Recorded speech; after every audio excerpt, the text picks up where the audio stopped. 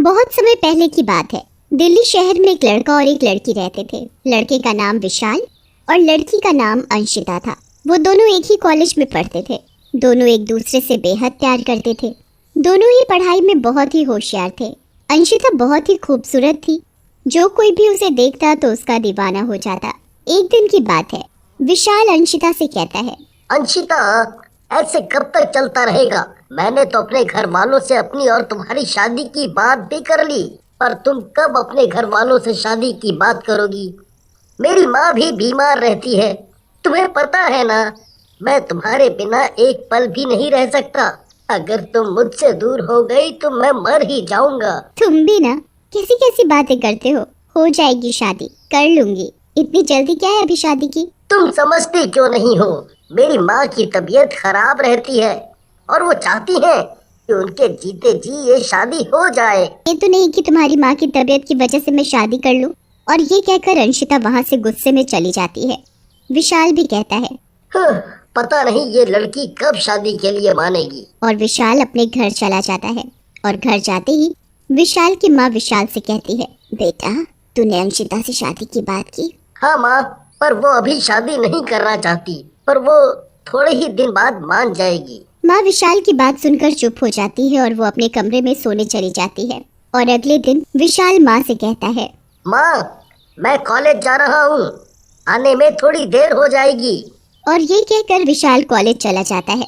College पहुंचकर वो अंशिता से बात करता है, पर अंशिता विशाल से कोई बात नहीं करती और वो वहां से चली जाती है। विशाल अंशिता को आवाज लगाता रह जाता है, पर अंशिता उसकी कोई बात नहीं सुनती। विशाल कहता है, आज ये अंशिता को क्या हो गया?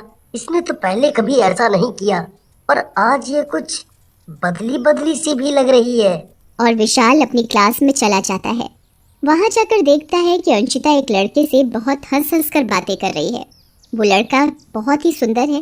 तभी विशाल वहां आता है और वो लड़का वहां से चला जाता है। विशाल अंशिता से कहता है, कौन है ये लड़का?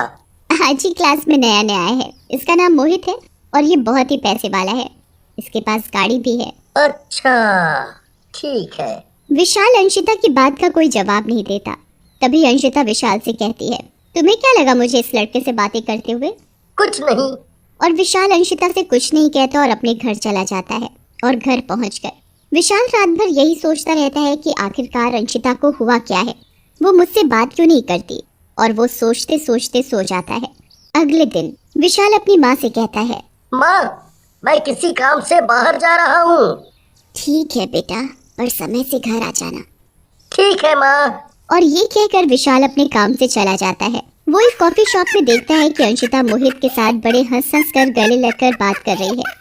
विशाल को ये देखकर कुछ भी समझ नहीं आ रहा था कि ये सब क्या हो रहा है। अंशिता को मोहित के साथ इस तरह बातें करते हुए बड़ा अजीब लग रहा था। तभी वो कहता है, क्यों ना पास जाकर देखा जाए, आखिर चक्कर क्या है। और मोहित पास जाकर देखता है तो वो उनकी बातें सुनकर हैरान हो जाता है। अंशिता मोहित से कह रही थी, मोहित तुम मुझसे कब शादी करोगे? जब तुम बोलो, अगले हफ्ते, ठीक है? हाँ ये ठीक है। तुम्हें पता है मैं तुमसे कितना प्यार करती हूँ। मैं तुम्हारे बिना नहीं जी सकती। अगर तुम मुझे नहीं मिले तो मैं मर जाऊंगी। ऐसा कुछ नहीं होगा। अब तो हमारी अगले हफ्ते शादी है। अब तो खुश हो? हाँ क्यों नहीं, मैं बहुत खुश हूँ। तभी मोहित कहता है, अच्छा अब मैं चलता हूँ। और ये कहकर मोहित वहाँ से चला जाता है। तभी दूर खड़ा उन दोनों की बातें विशाल सुन रहा होता है और अंशिता विशाल को देख लेती है और वो कहती है, अच्छा है मोहित इसके आने से पहले चला गया। वो विशाल से कहती है, तुम कब आए? मुझे बताया भी नहीं कि तुम यहाँ आने वाले हो। इसमें बताना क्या, तुम यहाँ कैसे? किसी से मिलने आई हो? अंशिता घबराते हुए कहती है, नहीं तो मैं किससे मिलने आऊंगी। और वो विशाल की बात काट देती है और कहती है, अच्छा ये बताओ तुम यहाँ कैसे? कुछ नहीं, किसी काम के सिलसिले में आया था। तो तुम्हारा काम हो गया? नहीं, पर करने कुछ और काम आया था, पर करके कुछ और काम जा रहा हूँ। मैं समझी नहीं। कुछ नहीं। और विशाल बिना कुछ कहे वहां से चला जाता है। उसका मन बहुत दुखी था। वो बहुत रो रहा था। वो सपने में भी नहीं सोच सकता था कि अंशिता उसके साथ ऐसा कर सकती है। ये मुझे धोखा दे रही है। वो चलते चलते एक ट्रेन की पटरी पर मरने के लिए चला जाता है और वो ट्रेन के आगे खड़ा हो जाता है। ट्रेन सामने से आ रही होती है, तभी एक चुड़ैल विशाल को बचा लेती है। चुड़ैल विशाल से कहती है, तुम अभी मर जाते, तुम मरना क्यों चाहते हो? चुड़ैल, तुम तो चुड़ैल हो और तुमने मुझे बचाया। हाँ, मैं चुड़ैल हूँ। हर कोई चुड़ैल बुरी नहीं होती, मैं बुरी चुड़ैल नहीं हूँ। अच्छा, अब ये बताओ तुम मरना क्यों चाहते हो? और विशाल चुड़ैल को अंशिता के बारे में सब बताता है। चुड़ैल विशाल से कहती है, मेरे साथ भी ऐसा ही हुआ था। मेरे बॉयफ्रेंड ने मुझे वैलेंटाइन डे वाले दिन धोखा दिया था। मैंने अपनी जान दे दी एक लड़के के लिए। मैंने ये गलती की थी, पर तुम ये गलती कभी मत करना। अब मैं जी कर भी क्या करूँगा? ऐसा नहीं कहते, जीने के और रास्ते भी हैं, पर हम उन्हें समझ नहीं पाते। तुमने एक बार भी सोचा कि तुम्हारे मरने के बाद तुम्हारी माँ का क्या होता? वो तो बेचारी तुम्हारे गम में ऐसे ही मर जाती। जो कुछ तुम्हारे साथ हुआ है वो सब मेरे साथ भी हो चुका है। हाँ, तुम सही कह रही हो। मैं मर जाता तो मेरी माँ का क्या होता? तुमने मेरी आंखें खोल दी। चुड़ैल विशाल से कहती है, अब तुम देखना मैं उसे कैसा मजा चखाती हूँ। वो विशाल से कहती है, कल मैं तुम्हारी गर्लफ्रेंड प्रिया बनकर आऊंगी, फिर तुम देखना कि कल वैलेंटाइन वाले दिन कैसा मजा आता है। अब तुम घर जाओ। ठीक है। और विशाल अपने घर चला जाता है और घर पहुंचकर सो जाता है। अगले दिन विशाल कॉलेज जाता है। कॉलेज में उसे अंशिता मिलती है, पर वो अंशिता की ओर ध्यान नहीं देता और बाकी के दोस्तों से बात कर ही रहा होता है कि तभी चुड़ैल प्रिया बनकर आती है। तभी अंशिता कहती है, विशाल क्या हुआ, तुम ठीक तो हो? मुझे क्या हुआ? मैं बिल्कुल ठीक हूँ। प्रिया विशाल से बात करती है। इस पर अंशिता कहती है, चल हट, क्यों, क्या हुआ, मैंने ऐसा क्या कर दिया? और वो अंशिता से कहती है, मुझे तुमसे कोई बात नहीं करनी, पता नहीं कैसे कैसे लोग हैं। तभी प्रिया विशाल से कहती है, चलो ना कहीं घूमने चलते हैं, और तुम्हें पता है कल वैलेंटाइंस डे है। अरे हाँ, कल वैलेंटाइन डे है।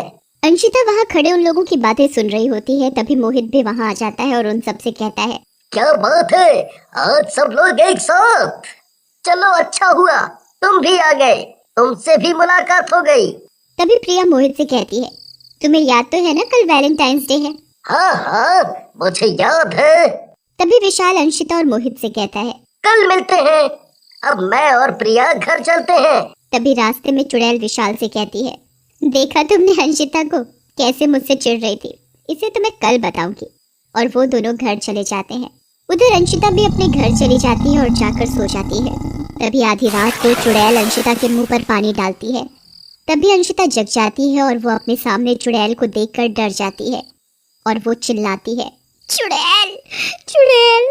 चुड़ैल अंशिता का सारा मुंह खराब कर देती है और वो चिल्लाने लगती है, मुझे क्यों परेशान कर रही हो, मैंने तुम्हारा क्या बिगाड़ा है, मुझे छोड़ दो। तूने मेरा तो कुछ नहीं बिगाड़ा, पर किसी का तो बिगाड़ा ही होगा। अंशिता चुड़ैल की बात नहीं समझ पाती और तभी चुड़ैल भी गायब हो जाती है। अंशिता पूरी रात चुड़ैल के डर के मारे सो नहीं पाती। और अगले दिन अंशिता लाल रंग की सुंदर सी ड्रेस पहनकर अच्छे से तैयार होती है। वो बहुत ही सुंदर लग रही थी। फिर वो कॉलेज के लिए निकल जाती है। तभी रास्ते में चुड़ैल उसकी लाल ड्रेस काली कर देती है और उसका मेकअप खराब कर देती है। तभी उसके सामने चुड़ैल आती है। चुड़ैल को देखकर अंशिता भागने लगती है।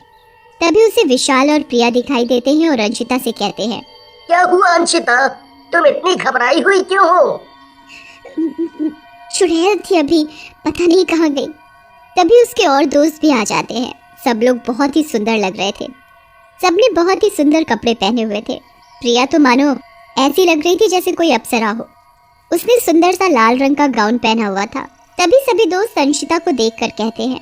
तभी मोहित भी वहां आ जाता है और अंशिता को ऐसे तैयार देखकर उससे कहता है, अरे अंशिता, आज तुम ऐसे कैसे बनकर आई हो? और फिर सभी दोस्त अपनी अपनी गर्लफ्रेंड को लाल गुलाब देते हैं और विशाल भी प्रिया को लाल गुलाब देता है और मोहित भी प्रिया को ही गुलाब देता है। मोहित अंशिता को कोई गुलाब नहीं देता। अंशिता मोहित से कहती है, ये तुम क्या कर रहे हो, तुम प्रिया को गुलाब कैसे दे सकते हो? तुमने अपने आप को देखा है?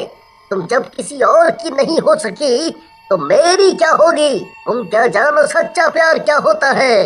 तभी मोहित अंशिता से कहता है, मुझे पता चल गया है तुम्हारे और विशाल के बारे में। तुमने विशाल को धोखा दिया है। अंशिता मोहित की बात सुनकर कुछ नहीं बोलती। अंशिता विशाल और प्रिया को देखती है। दोनों बहुत ही खुश लग रहे थे। अंशिता को अपने किए पर पश्चाताप हो रहा था, पर अब किया भी क्या जा सकता था। वो अपने किए पर बेहद ही शर्मिंदा थी और अंशिता को भी सबक मिल जाता है। और फिर अंशिता वहाँ से रोती हुई चली जाती है। फिर चुड़ैल विशाल से कहती है, अच्छे के साथ हमेशा अच्छा ही होता है। और इस तरह चुड़ैल का भी वैलेंटाइंस डे मन जाता है और चुड़ैल को भी एक अच्छा काम करने से मुक्ति मिल जाती है।